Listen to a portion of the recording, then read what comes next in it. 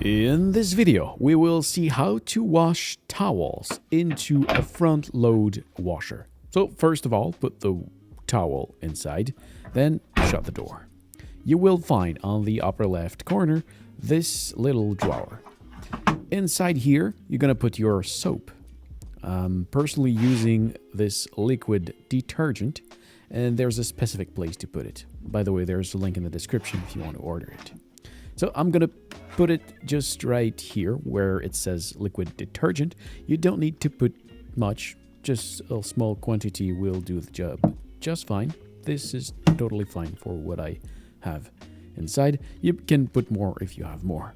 There's also the pods solution. Some people will tell you to put it right inside the washer.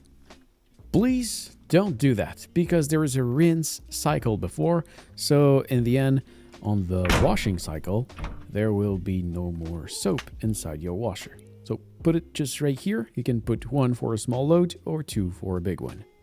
Now, this thing is dish soap. Absolutely don't put it into your washer, but if you do, please send me a video. I'm going to laugh very hard. Now, shut the door and open the valve to let the water flow inside your washer.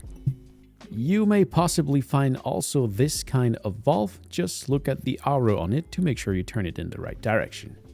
Then we're going to program the washer, power it on. Then I'm going to move the option to towel because this is what it is inside.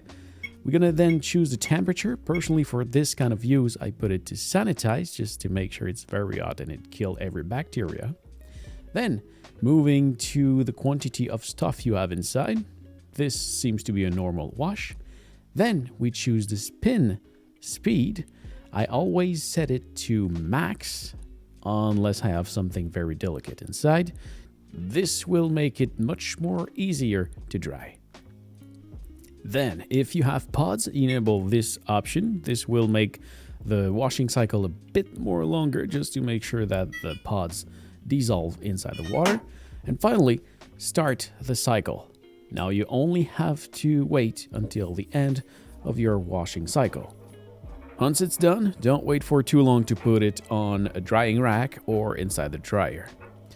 Finally, in the end, don't forget to shut the valve to make sure that there's no water leak eventually inside your home. So, I hope this was helpful.